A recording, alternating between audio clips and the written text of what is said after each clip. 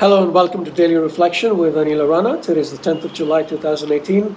We're going to reflect on Matthew chapter 9 verses 32 to 38. Listen.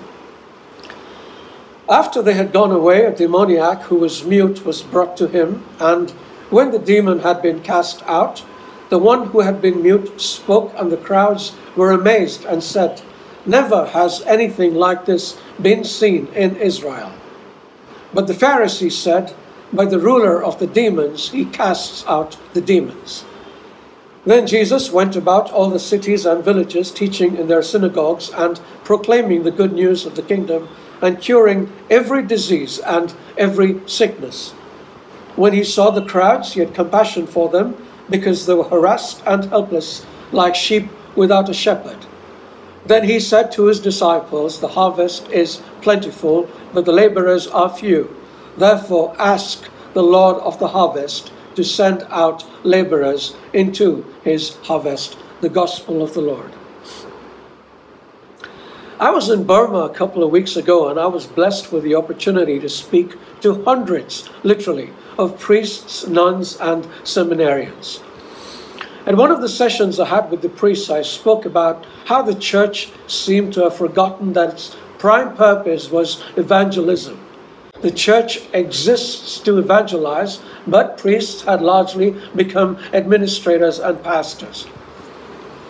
There was a bishop who was present at the session, and if I was concerned that he was offended by anything I said, I needn't have been, because the following day, as he inaugurated a church in his diocese, he reinforced what I said by saying that evangelism was the need of the hour, and his priests needed to follow the example of lay evangelists like us in spreading the gospel message. These reflections are just one of the things that I do to share the good news of our salvation with people. We have magazines and TV shows, retreats and seminars, children and youth ministry, and several other things we do to reach millions of people around the globe. But our flagship enterprise are the schools of discipleship that this ministry runs to train people to do what I do. We have over 95 schools in 14 countries across the world today, with new ones starting up almost every week. Why these? Because, as Jesus said, the harvest is plentiful, but the workers are few. But workers not only have to be recruited, they have to be trained for the job, and these schools help in doing that. There is not a single bishop that I have met, and I have met a lot, who has not recognized that these schools are the need of the hour. And it is the rare bishop who hesitates to give us his approval to start schools in his diocese.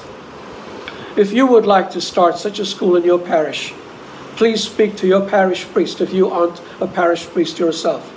If you need more information, please email Natasha, who is our international school coordinator, at tasha0303@gmail.com. She will give you all the information your priest will need, including providing you with our credentials. But even if you are unable to start such a program in your parish, there is nothing to stop you from putting your hand to the plow, trusting God to teach you to use it wisely.